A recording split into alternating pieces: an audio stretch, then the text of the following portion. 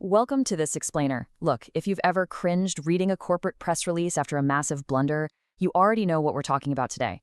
Most apologies, they're structurally unsound. We're going to treat trust like a cracked, fractured architectural pillar. Today, we're deconstructing the failed corporate apology and building a titanium-strong framework for radical accountability. I'll show you exactly how to swiftly reinforce that cracked foundation with a solid, glowing titanium sleeve of active communication, totally restoring its structural integrity. So let's look at the fractured foundation of crisis communication. You know the phrase, we've all heard it. I apologize if you feel that way.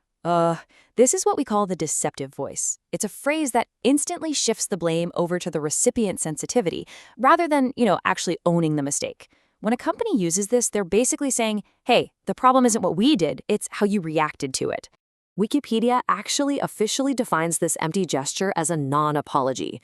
You might also hear it called a backhanded or tactical apology. But really, it's just a defensive PR maneuver, and it almost universally infuriates clients instead of repairing any of that structural damage. It's a rhetorical strategy used to dodge an accusation of wrongdoing without ever actually admitting fault. And this perfectly illustrates the core linguistic problem here. Check out the phrase on the left, mistakes were made. NPR accurately calls this the king of non-apologies. Why? Because it uses the past exonerative tense to passively evade responsibility. Like, who made the mistakes? The wind? The universe? Now contrast that with the right side. We made a mistake. Boom. That actively claims the error. You're stepping up to the plate and saying, yeah, we did this.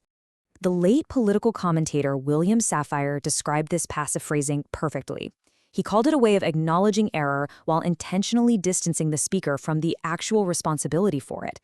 Look, using the active voice can be super uncomfortable, but as the marketing experts over at MailChimp point out, this exact directness is what builds necessary trust. People crave real communication, not corporate jargon. When you write directly and clearly, customers see your brand as confident and, most importantly, honest. The science behind why the active voice works is actually really fascinating. Health communication research by Jami and James digs into something called linguistic agency assignment. Basically, this just means verbally assigning agency, clearly stating who is taking the action.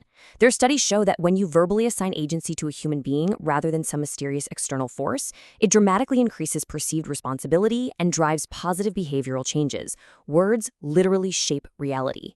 Which brings us to what is easily the most fragile part of any apology, the excuse.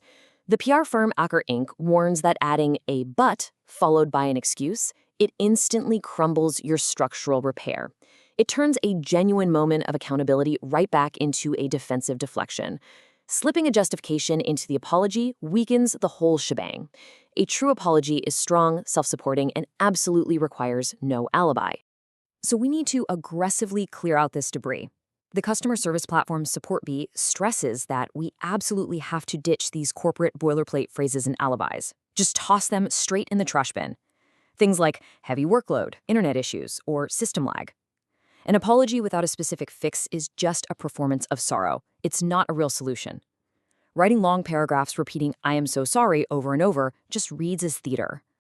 All right, let's move to the solution and see how we actually build this thing.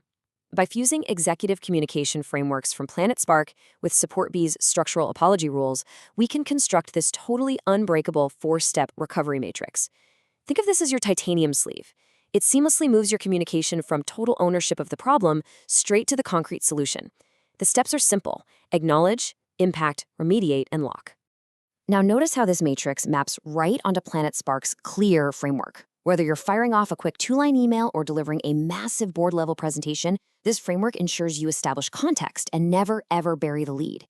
It's designed to help you organize your thoughts quickly, which is absolutely crucial in high-stakes, high-stress situations where rambling is your worst enemy. Steps 1 and 2 of our matrix require you to anchor the impact. An operational delay only really dissolves when it's directly addressed. You have to validate the friction by explicitly naming the specific mistake and detailing exactly how it disrupted the client's timeline. You aren't just apologizing for a generic abstract error, you are apologizing for their specific downtime.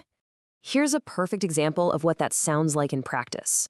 This phrasing flawlessly executes the observation and impact phases of Planet Spark's COIN model for feedback. By saying, I recognize that this timeline variance disrupted your team's launch window. You're proving to the client that you understand the actual, tangible damage caused to their business. You see their pain, and you're owning your part in it. Moving right into step 3, remediation. This is where the structural repair truly takes hold. Support B insists that you must state exactly what you are doing to fix the issue and exactly when it will be done. Give the client a concrete answer. Remember, an apology without a fix is just a feeling. You want to give them a very specific next step and clear timing. Finally, we reach step 4, the lock. Look at the contrast here between passive waiting, that classic lazy corporate sign-off of reach out if you need us, and active locking. Acre Inc. advises implementing concrete corrective actions to prevent this from happening again, and Support B highly recommends closing with a direct reply channel. Give them your direct line, show them the preventative plan, and close the loop. And throughout this entire repair process, you've got to keep your sentences brief and active. This data from Visible Thread is honestly staggering. Check this out. Readers understand over 90% of a 14-word average sentence.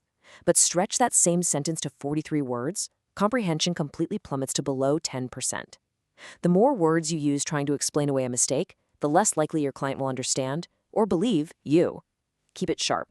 Mastering this active, concise delivery is really the hallmark of a true professional.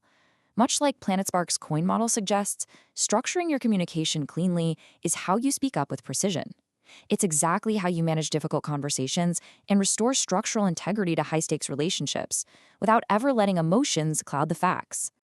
Ultimately, a well-architected apology is never about looking backward at the fracture.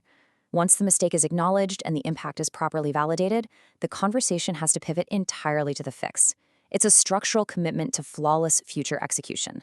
When you do it right, you take a moment of vulnerability and turn it into a total showcase of your operational competence.